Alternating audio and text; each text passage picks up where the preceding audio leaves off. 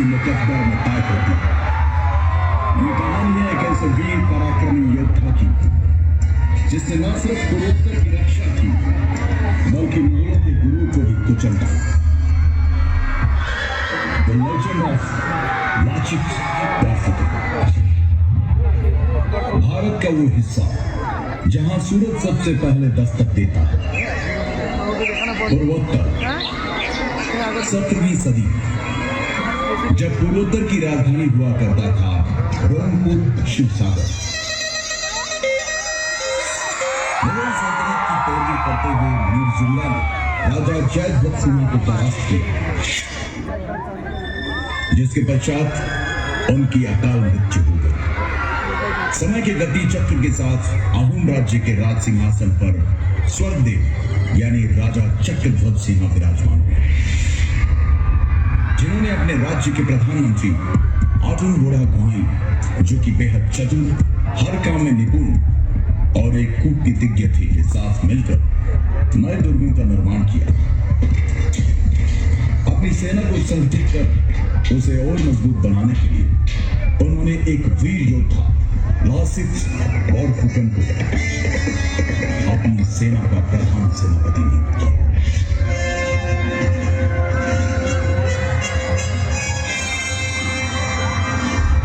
जो कि ऊपरी असम के पहले बोरबोलवा मुमाई तामुली बोरबोलवा के बेटे थे। लासित हर तरह के युद्ध कौशल सामर्थ्य रखते थे। सेनापति नियुक्त करते वक्त राजा चक्रध्वज सिंह ने लासित को एक सोने से निर्मित हैंडगन यानी तलवार उपहार स्वरूप दी। चक्रध्वज सिंह ने धीरे धीरे आसपास के सभी राज्यों से मित्रता के संबंध बनाने शुरू कर दिए और मुगलों के साथ की गई संधियों को तोड़ना शुरू कर दिया। ये सुनकर मुगलों के फौजदार फिरोज खान ने इस विषय को गंभीरता से लेते हुए राजा चक्रध्वज सिंह पर दबाव बनाना शुरू किया और चेतावनी दी कि अगर तुमने हमारे साथ की गई संधियों को ठुकराने की कोशिश की तो उसका परिणाम बहुत ही भयानक होगा। उधर इन बातों की परवाह किए बगैर प्रधानमंत्री आटुंगोड़ा गुआई और प्रधान सेनापति लासित बरफुकन ने मिलकर पहले छोटी छोटी जगहों पर और फिर अगस्त 1667 को गुवाहाटी पर भी फतह हासिल की, जिसके तहत मुगलों को पीछे हटने पर मजबूर किया। और तब राजा चक्रध्वज सिंह ने कहा था, अब मैं सुकून से 2 मुट्ठी चावल खा पाऊंगा।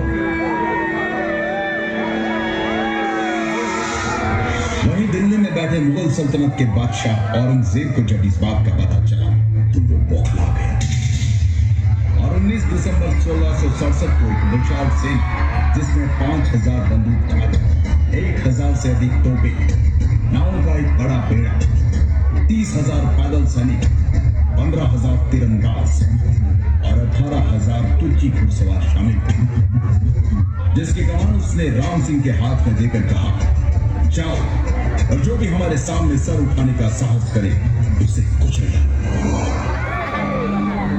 फरवरी 1669 को राम सिंह रंगामा किया गया और अपनी विशाल सेना के साथ उसने फिर से गुवाहाटी पर कब्जा कर लिया। तब लाचित ने कहा था कि ये बड़े ही दुख की बात है, मेरे प्रधान सेनापति रहते हुए मेरा देश भयंकर समस्या से जूझ रहा है। मैं अपने राजा और प्रजा को कैसे इस संकट से मुक्त करूं? कैसे मैं अपने पूर्वजों के मान और सम्मान की रक्षा करूं? उसी दौरान राम सिंह ने एक चाल के तहत बाण के जरिए राजा चक्रध्वज सिंह को एक पत्र में लिखा, लाचित ने हमसे गुवाहाटी खाली करने की एवज में 1 लाख रुपए लिए। एक बार तो राजा को लाचित की ईमानदारी पर शक हुआ, लेकिन प्रधानमंत्री आटुंगोड़ा गुआई ने समझाया कि लाचित देशभक्त है और ये उनके खिलाफ एक षड्यंत्र मात्र है।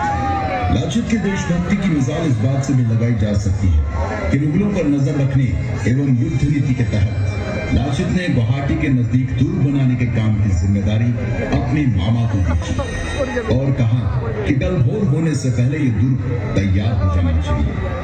मामा ने कहा, आप निश्चिंत होकर आराम करें, सुबह तक काम हो जाए। आधी रात को लाचित की बेचैनी बढ़ गई, उनसे रहा नहीं गया और वो दुर्ग का काम देखने चले आए। उन्होंने वहां जाकर देखा तो सारे मजदूर और मामा सो गए। ये देखकर लासित की आंखों में खून उतर आया और उन्होंने गुस्से से मामा को उठाकर कहा, मामा, मैंने आपको कहा था कि काम रात भर में हो जाना चाहिए। दुश्मन हमारी माँ की छाती पे खड़ा है, लेकिन बावजूद इसके आप आराम की नींद सो रहे थे। ये देखकर मामा ने कहा, माफी चाहूंगा, काम करते करते कब नींद लग गई मुझे पता ही नहीं चला। मैं अभी मजदूरों से कहकर काम शुरू करवा देता हूं। परंतु लाचित के सब्र का बांध टूट चुका था। गद्दार, मुल्क से बढ़कर मेरा मामा नहीं हो सकता, कहते हुए मामा की गर्दन घर से भाग गया और रातों रात उस दुख का जिसके कारण मजबूर होकर मुगल सेना को जन युद्ध के लिए तैयार होना पड़ा, जिसमें कि मुगल सेना बहुत कमजोर थी। इधर बहुत तेज बुखार से जूझ रहे लाचित को आजम घोड़ा रुहाई ने कहा कि तुम्हारी तबीयत बहुत खराब है, इस हालत में तुम युद्ध पर नहीं जा सकते। फिर भी लाचित युद्ध के लिए गए और शुरू हुआ सराय घाट का ऐतिहासिक युद्ध।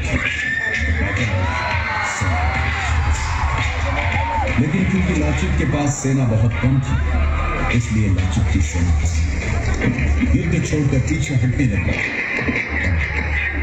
तब लाचित ने अपनी सेना से कहा, हे आसाम के वीर सैनिकों, अगर तुम में से कोई रण छोड़कर जाना चाहता है तो बेझिझक जाए, लेकिन मेरे राजा ने मुझे दायित्व दिया है, इसलिए जब तक मुझ में प्राण बाकी है मैं लड़ूंगा। अगर मुगल मुझे बंदी बनाकर ले जाना चाहते हैं तो ले जाने दो। तुम जाकर राजा से कह देना कि मैं उनकी आज्ञा का पालन करते हुए आखिरी दम तक लड़ा।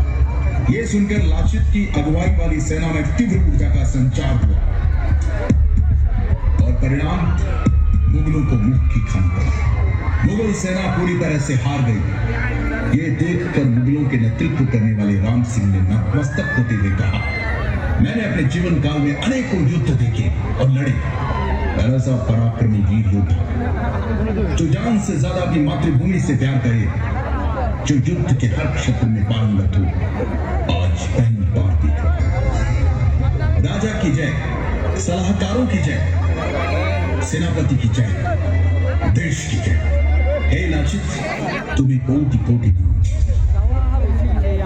पूर्वोत्तर के इस वीर योद्धा को भारतीय इतिहास कभी नहीं भूल सकता। सराय घाट युद्ध विजय प्राप्त करने के 1 साल बाद लंबी बीमारी के चलते इस महान योद्धा का स्वर्गवास हुआ।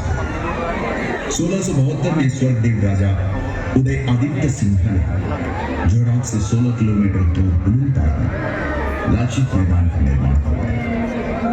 लाचित बोरफुकन की वीरता और सराय घाट की लड़ाई में असमिया सेना की जीत के उपलक्ष्य में हर साल 24 नवंबर को असम राज्य में लाचित दिवस मनाया जाता है। राष्ट्रीय रक्षा अकादमी के सबसे अच्छे कैडेट को लाचित बोरफुकन स्वर्ण पदक से सम्मानित किया जाता है। वतन के लिए अपने प्राणों की परवाह न करने और असम के इतिहास के निर्माण की नींव कहलाए जाने वाले ऐसे महान योद्धा को शत शत प्रणाम।